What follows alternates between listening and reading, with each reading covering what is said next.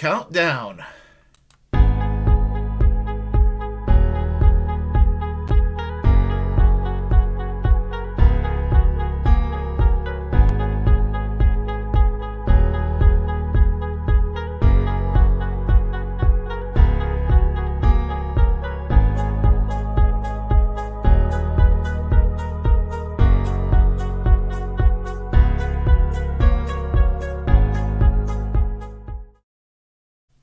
Hello. I am laughing because I made two attempts to do this video here that I'm about ready to do, and I've had a little bit of difficulty, technical difficulty that took place. So my apologies to the one person that was on the chat line. Hard retard chicks, please come on back. I am sorry about that. As I said, I had a technical glitch doing this commentary here, so I'm hoping that that I'll be able to go ahead and improve. Yes, there she is. Okay, thank you for being back and being patient with me. So I'm hoping this time there will be no technical difficulty transpiring. So let me get to the meat and potatoes of what I want to talk about. I want to talk about Mark Levin, who's one of the most despicable people in the mainstream media. More despicable than the assholes on CNN and the pretend progressives of MSNBC. And, in my opinion, one of the worst people that's on Fox. Yeah, I mean, we sit there, and many of us on the left, and we are scared of people like Tucker Carlson. And Tucker Carlson is a horrible person, no doubt about that. And Sean Hannity's a horrible person, no doubt about that. Pretty much just about anybody on Fox News are horrible people. But nobody's more horrible than Mark Levin. To quote Keith Olbermann, when Keith Olbermann was an okay person on MSNBC, he is the worst person in the world. Remember that segment on his program? Anyway, let me just quickly talk about Mark Levin briefly, momentarily. Okay, and the thing about it is that Mark Levin I'm going to start by saying Mark Levin's a neoconservative. He's a warmonger, he's a corporatist, but he's ignorant of the fact of where he came from. He bashes Marxists all day long, but you know what? His movement derives out of the 1930s American Trotskyist movement, and many neoconservatives do not realize that.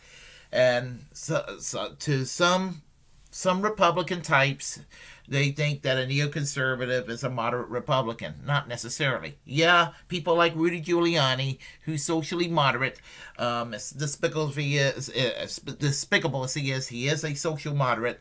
And people like John Hagee, who is like one of the most despicable people around. I would say probably worse than Mark Levin.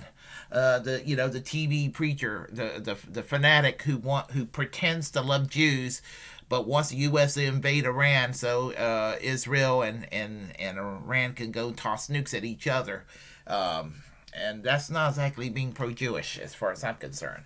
But and I use John Hagee in that example because most people who criticize neoconservatives are called anti-Semites, which is not true.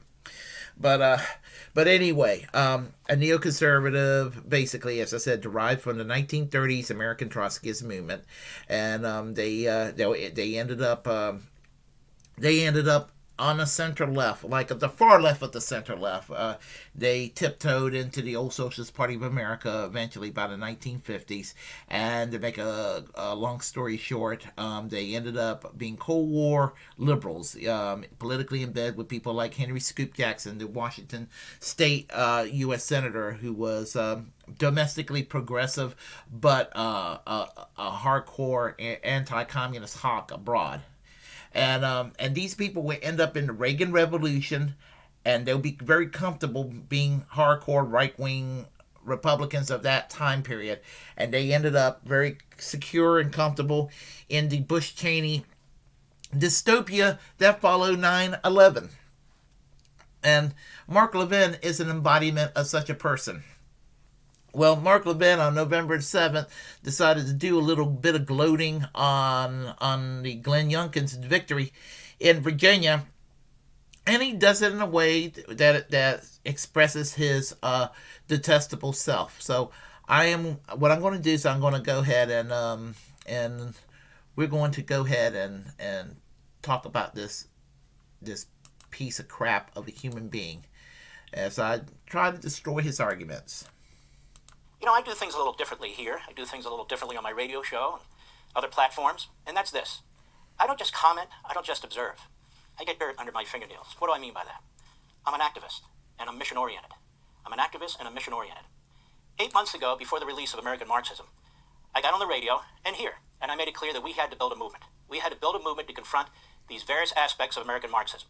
Critical race theory, the destruction of our classrooms, the degrowth movement under the rubric of climate change and the war on capitalism, this transgender movement, and so forth, that these were destroying our country. We looked at other issues too, of course, open borders and the attack on separation of powers, on the independence of the courts, and on and on and on.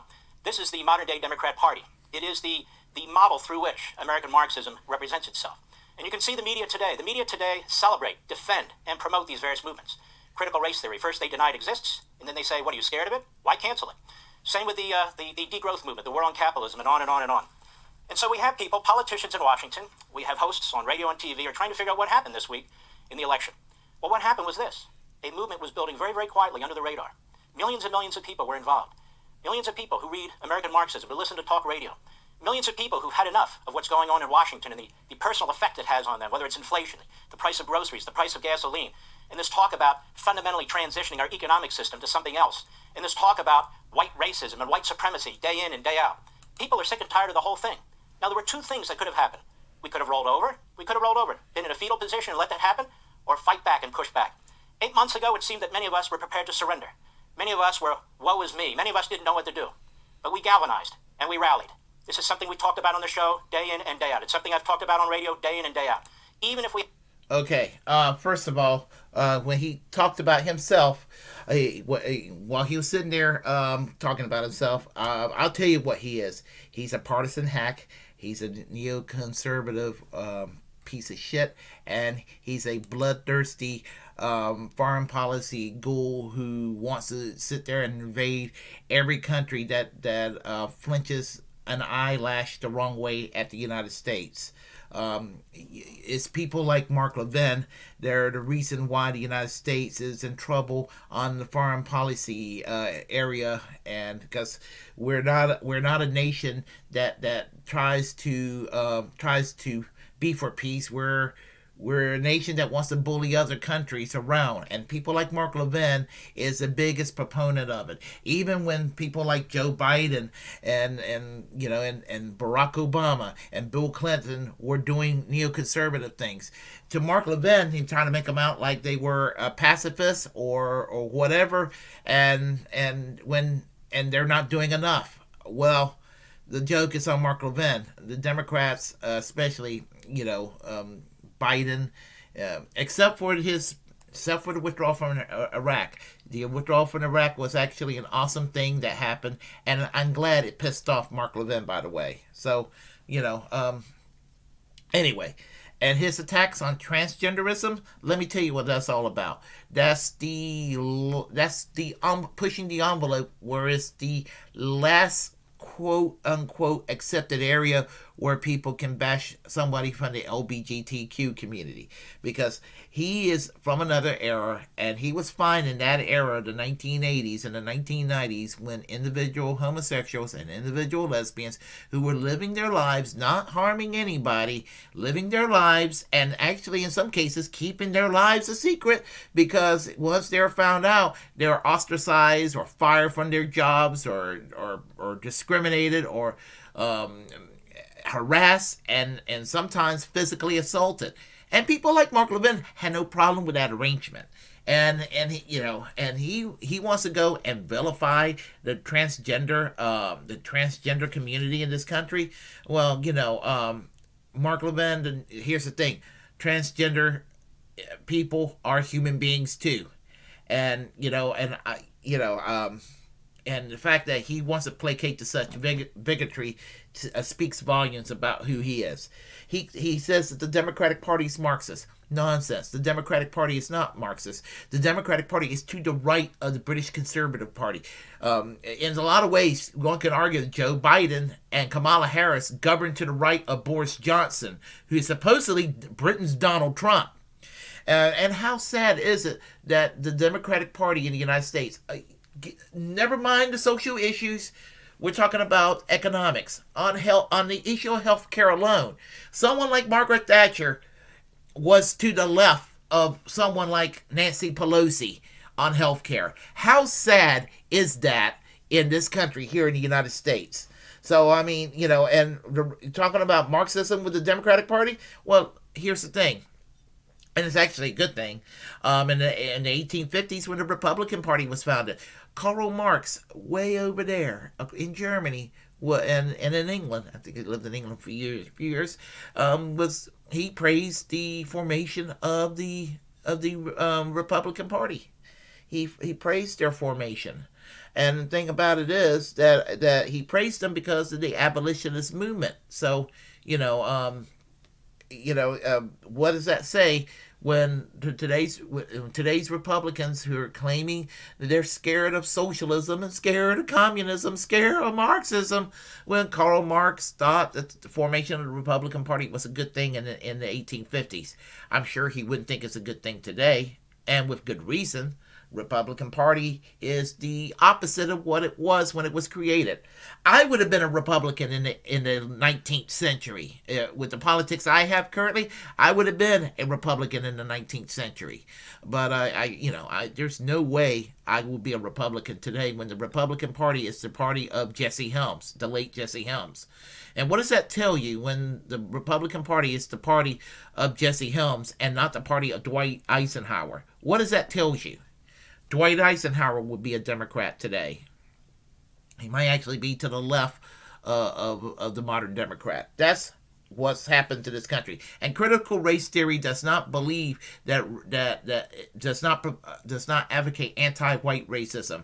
And that needs to be said. And people like Mark Levin, who wants to sit there and criticize critical race theory, he knows what critical race theory is. And critical race theory does not sit there and preach anti-white racism. But it does teach that there is actual racism that exists. Overt racism, systemic racism, racism that's subtle, and where there's inaccess or no access to equality. And as I said, if it was preaching anti-white racism, I would be against it. But here's the thing. It's not teaching anti-white racism. It's not teaching anti-brown racism. It's saying that there is a racism that exists across the board. So Mark Levin needs to get off of that. Let me continue. If we have certain differences among us, those of us who love this country, those of us who believe in its founding, those of us who believe in the Declaration of Independence and unalienable rights, those of us who believe in the Constitution and the Bill of Rights, we had to come together. We had to unite, despite our differences, despite if we're in one party or another or no party, to push back against these American Marxist movements that have been leaching into our kids' schools, leaching into the media, leaching into the public square, or they were going to defeat us, that we had to claw our way back, one election at a time, one battle at a time, one school system at a time. That's what happened last week. That's what happened last week. And I might add, with no help from Washington, D.C. and the establishment. This is a grassroots movement. Grassroots movement. The Reagan Revolution was a grassroots movement opposed by the Republican establishment. It took Reagan 3 times before he became the nominee and one of the most successful presidents in American history. The rise of the Tea Party movement, when I wrote the book Liberty and Tyranny, they came out simultaneously. The Tea Party movement, which gave a majority to the House Republicans, almost took over the Senate as well, and was opposed and fought by the Republican establishment and their surrogates in the media. The Trump Revolution, which completely changed our politics, still opposed by establishment Republicans and the so-called never-Trumpers and so forth. Now we have this movement. You and I. Okay, all right. Let me talk about this. He talked about the Youngkin's victory in Virginia. Well, and here's the thing about it. Terry McAuliffe was an idiot by sitting there ranting of Donald Trump's name all day long. Donald Trump is no longer president, and the Republicans don't mind Democrats using mindless culture war issues that they know that they can win. Even though the Republicans are wrong on these issues, they know that they can manipulate the argument in their favor. And idiots like Terry McAuliffe, who is a Bill Clinton, Hillary Clinton Democrat, he's not a Bernie Sanders style progressive. Want to go and make that statement again. He's not a Bernie Sanders style progressive. I wish he was a Bernie Sanders style progressive, but he isn't. He went and placated to the over excesses of the identity politics and basically did not go and fight the Republicans back in the way that they need to. You see, Democrats are pretty horrible in fighting back. Republicans accuse Democrats of everything from pedophilia to Satanism to being terrorist lovers and all of this. And the Democrats are the ones that go into a fetal position and then they either go into a fetal position and almost apologize for a left-wing person saying whatever. But then they go and fight the Republicans on the identity politics in areas where it actually turns off the majority of the people, even some people who may not have negative viewpoints. So when Glenn Youngkin went and shouted all day long, critical race theory, critical race theory, critical race theory, Terry McAuliffe should have said, look, this guy does not want a $15 an hour minimum wage. He doesn't want to see healthcare expanded to people. He doesn't believe in free college. He doesn't believe in climate change. That's how you take on the Republicans. You don't go with like, well, Donald Trump is a meanie. Donald Trump is a meanie. Yeah, yeah, yeah. You don't do that. But that's what the Democrats do. And so, then some Democrats get mad at me when I said, let's go have a Labor Party. We need a Labor Party. Well, here's the thing. Mark Levin claimed he's for the U.S. Constitution. This guy does not believe in freedom of speech. He doesn't believe, he served under Ed Meese's as Attorney General, and they were anti-constitutional. They were doing everything they could to get rid of Miranda rights. They did everything they could to expand the death penalty to the point where it's almost impossible to get rid of the death penalty in this country. And Mark Levin's on record of basically he's called for silencing people when it comes to criticism of Israel. He supports the anti-BDS laws that exist across the country in the various states, and he wants to put people in jail for criticizing Israel. So, and then he talks about the Tea Party movement. That's vomit from Bush and Cheney. It's vomit on Bush and Cheney without the gee jolly which gee shucks dumb demeanor of George W. Bush is basically a meaner version of it. And these motherfuckers, they were catering to white nationalists with shit like Barack Obama's supposedly a secret Muslim trying to destroy Western civilization. He was born in Kenya, that sort of thing. And so, Mark Levin, shut the fuck up. Hey, we are part of this movement. We're not just observers. We're not just commentators looking back 2020 over our shoulder to, well, what happened last week? We know what happened last week. We were personally involved in it. What happened last week is simple. We are not going to allow this country to fall to these American Marxist movements. Why do I call them American Marxist movements? Because they're founders, they're scholars, they're pseudo-intellectuals, they're advocates, they're activists. They call it Marxist movements. We saw what happened 2 summers ago in our streets to our cities. We saw what they did to our police forces from sea to shining sea. We saw how they tried to overturn this country, turn it inside out, turn it into a country we would not even recognize, destroying it from within. And when we had an opportunity to push back, we pushed back. We pushed back on our school systems. We're pushing back with this monstrous bill that Biden, Pelosi, and Schumer want to push through that will fundamentally alter our government and our economic system. We are pushing back, and we must continue to push back. These American Marxists, they're awake 24/7 trying to figure out how to sabotage this nation. We have to continue to be resolute. Fantastic election night the other night. From Virginia, New Jersey, New York, Pennsylvania, Texas, Colorado, Kansas, throughout the country, school boards, local sheriff's elections. Big victories. No, what happened last week totally sucks ass. I mean, I'm not going to say that things would have been better if Democrats would have been reelected. But no, last week it totally sucked ass. We're worse off because of what happened last week. Now, I want to talk about, he used the term never Trumper for a moment. And let me jump back to that. Mark Levin was a never Trumper in 2016. He was pro Ted Cruz, who's actually worse than Donald Trump, and he turned from a never Trumper in 2016 into the biggest Trump sycophant in 2020.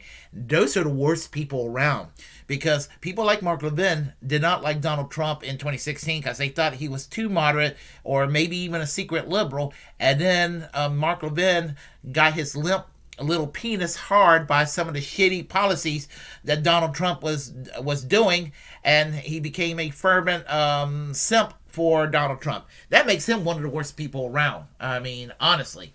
I mean, the worst people around are those that hated Trump because they thought he was too liberal and ended up sucking Trump's dick because he was more right wing than they ever dreamt for him to be. You know. So, anyway, let me go on.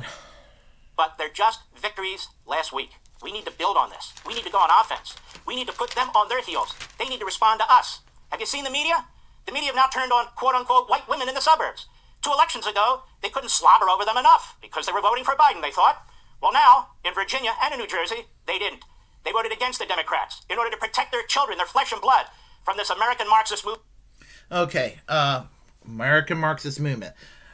We need a Labor Party. I have said this over and over. We need a viable Labor Party to challenge the mainstream Democrats who are too conservative, but they're conservative in the center-right European way of being conservative. Whereas the Republicans, they many of them, not every Republican, but many Republicans are racialists.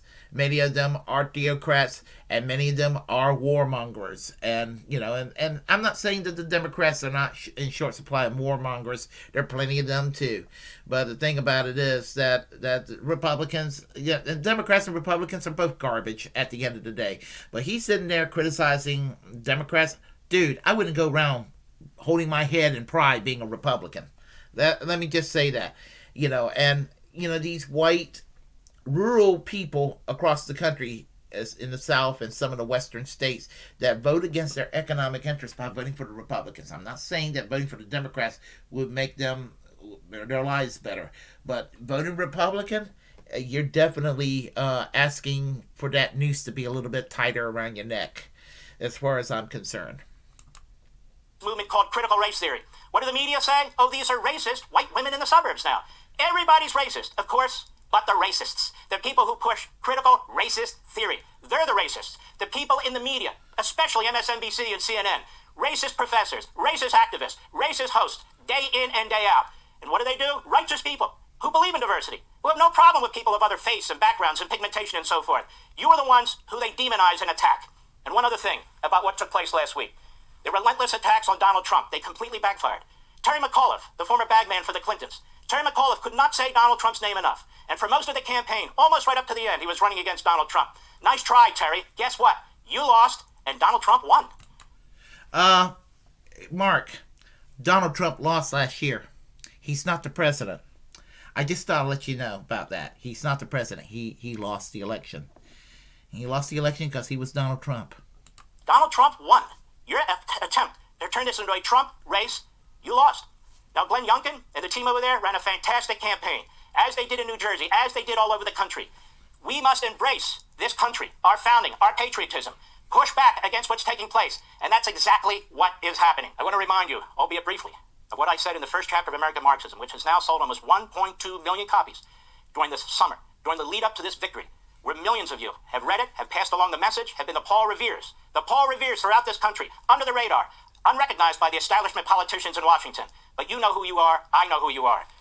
First chapter, American Marxism. American Marxism has made great progress toward instituting its goals over the last several years. If it is to be defeated, as it must, albeit a daunting and complex mission, its existence must first be acknowledged and labeled for what it is. The urgency of the moment must be realized in the emergence of a unified, patriotic front, a previously docile, divergent, and or disputatious societal, cultural, and political factions and forces, which have in common their belief that America is worth defending, must immediately galvanize around and rally to the cause. We must rise to the challenge, as did our founding fathers, when they confronted the most powerful force on earth. That's right, the British Empire, and defeated it. Admittedly, in numerous ways, today's threat is more Byzantine, as it now inhabits most of our institutions and menaces from within, making engagement difficult and complicated. Nonetheless, I fervently believe America as we know it will be forever lost if we do not prevail. Well, guess what?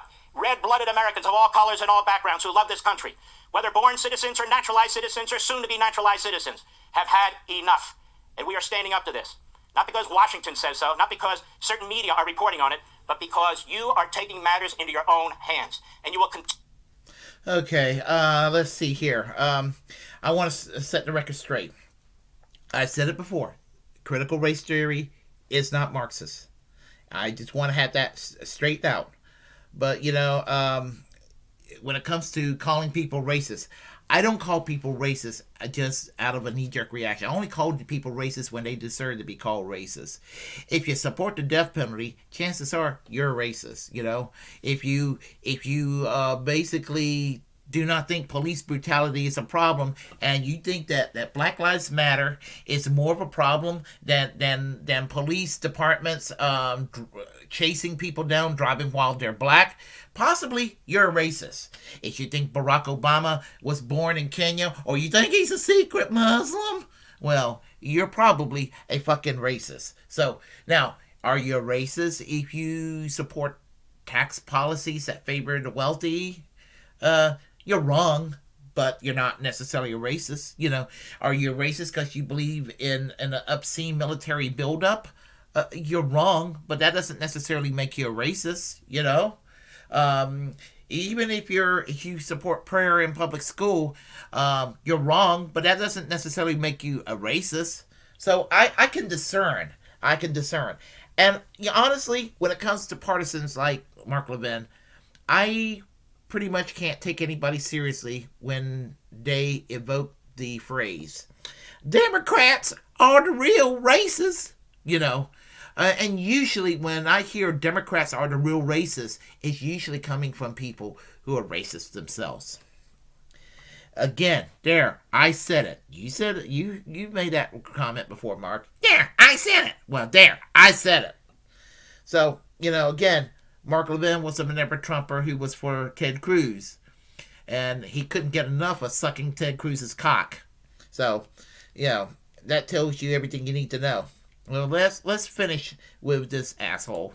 Continue to be trashed by the corrupt media in this country. You will continue to be trashed by the corrupt Democrat Party in this country, as well as other establishmentarians. But keep up the fight. We've got a long way to go. A long way to go. Not just in our schools, but in our corporations, in our colleges and universities, defending the police, defending the military, securing the border, getting our Constitution back, fighting off the effort to destroy separation of powers and the independence of the courts. This is our mission. These are the forces that we are up against.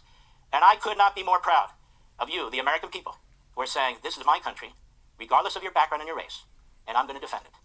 And look at who won in Virginia. A white governor, a black lieutenant governor, and a brown attorney general. And guess what? The media in this country are calling them racists. Racists. But let me tell you something. The media in this country are racists, they're bigots, they're anti-Semites, they are liars, and they are corrupt.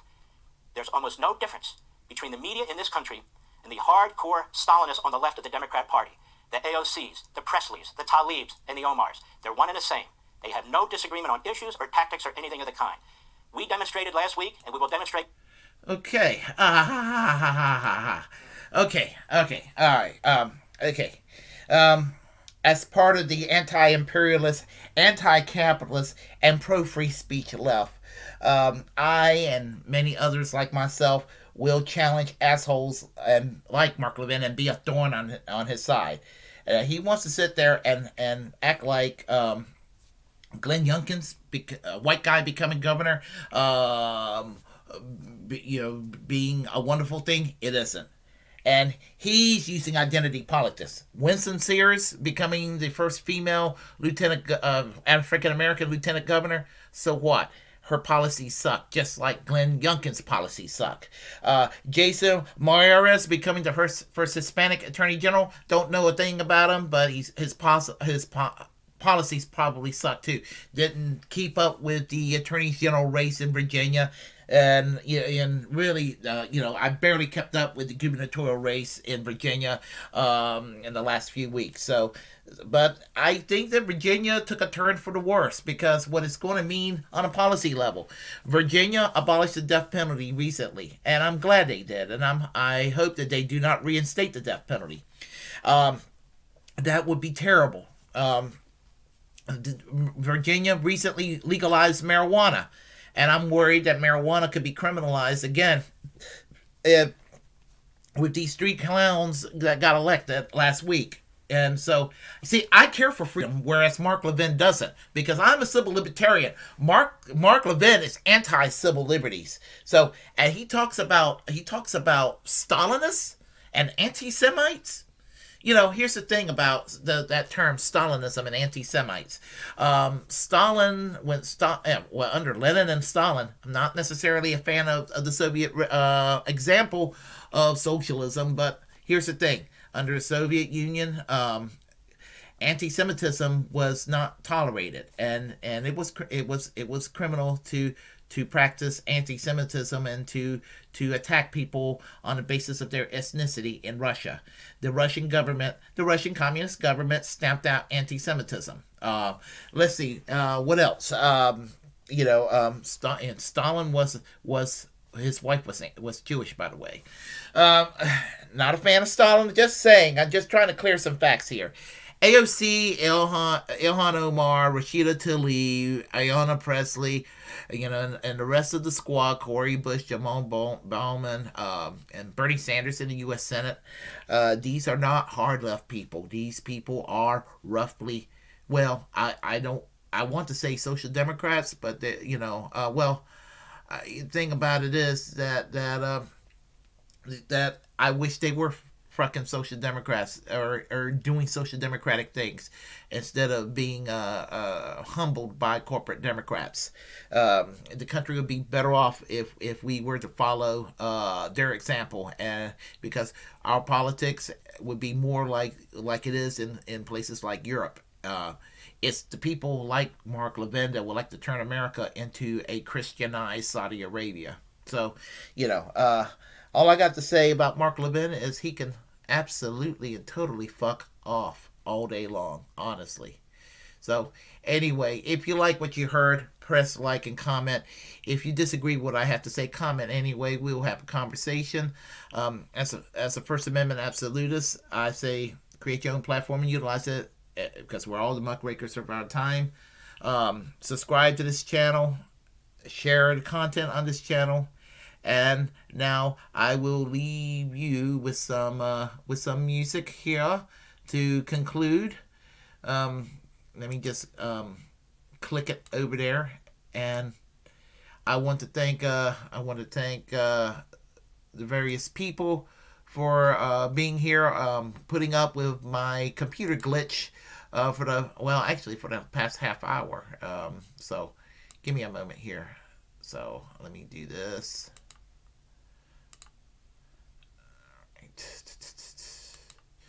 Okay. All right. Okay. Let me do this here. Actually, let me do this before I get to where I need to get to. So I want to thank Hot Read Hard Chicks for showing up and putting up with my my technical difficulty.